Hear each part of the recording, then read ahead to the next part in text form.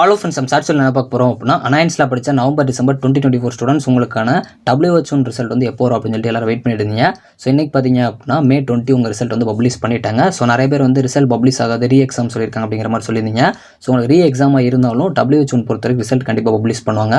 So நிறைய பேர்ட்ட நான் சொல்லியிருந்தேன். ஸோ ரிசல்ட் வந்து உங்களுக்கு பப்ளிஷ் பண்ணிட்டாங்க. மோஸ்ட்லி இந்த கலர் பென்ஸ் யூஸ் பண்ண ஸ்டூடெண்ட்ஸ்க்குலாம் பார்த்தீங்க அப்படின்னா WHO வந்து இருந்திருக்கும். ஸோ அவங்களுக்குலாம் ரிசல்ட் வந்து பாஸ் அப்படின்னு தான் வந்திருக்கு. மோஸ்ட்லி வந்து அதில் அரியர் உள்ள நீங்கள் மால் ப்ராக்டிஸ் பண்ணியிருந்தீங்க அப்படின்னா அந்த சப்ஜெக்ட்டுக்கு அரியர் உள்ள சான்சஸ் இருக்குது. ஸோ நீங்கள் ரிசல்ட் பார்த்துட்டீங்க அப்படின்னா மறக்காம கமெண்ட் பண்ணுங்கள். ஸோ எல்லாரும் இந்த WHO ரிசல்ட்டுக்காக வெயிட் பண்ணிட்டு இருந்தீங்க. இன்றைக்கி பார்த்தீங்க அப்படின்னா பப்ளிஷ் பண்ணிட்டாங்க. இதில் ஹைலைட் பார்த்தீங்க அப்படின்னா நம்ம சொன்ன டேட்ஸ்லேயே வந்து ரிசல்ட் பப்ளிஷ் இருக்குது. கிட்டத்தட்ட நம்ம May 19 சொல்லியிருந்தோம், May 20 வந்து பப்ளிஷ் இருக்குது.